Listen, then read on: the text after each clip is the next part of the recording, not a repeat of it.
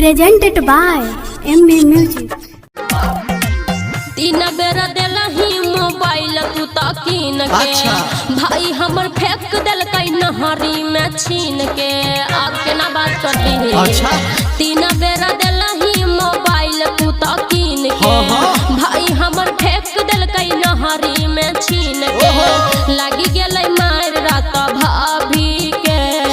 मियां बीबी राजी तो क्या करेगा पाजी? अच्छा करब बियाह चलो भागी के। मियां बीबी राजी तो क्या करेगा पाजी? करब बियाह चलो भागी के। तो भागी के कहाँ जेबी? करब बियाह चलो भागी के। मियां बीबी राजी तो क्या करेगा पाजी? मंचला रिकॉर्डिंग स्टूडियो।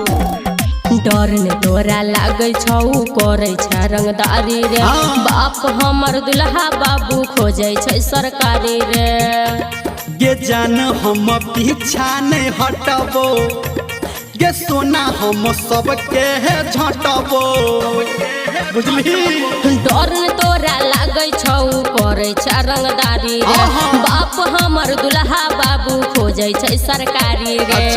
लगैने सीआईडी छै हमारा घर में। कोना के जितबे तू एहन झगड़ में सब मारी देतौ तोरा दहाबी के। मियां बीबी राजी तो क्या करेगा पाजी? करब बियाह चल भागी के। मियां बीबी राजी तो क्या करेगा पाजी? करब बियाह चल भागी के। तू साथी अच्छा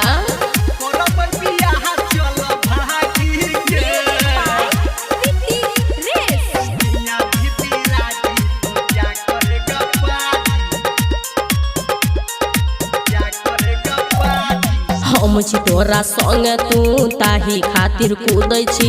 हमर मजबूरी दुख ने कनियो तू बुझै छी।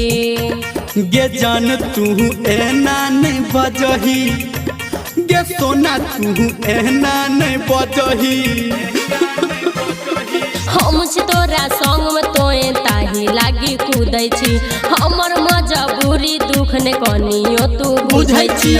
सुन धर्मेंद्र सोना के बोली राइटर संटू चलाई देतौ गोली। कहै छियौ हम गाबी के। मियां बीबी राजी तो क्या करेगा पाजी? करब बियाह चल भागी के।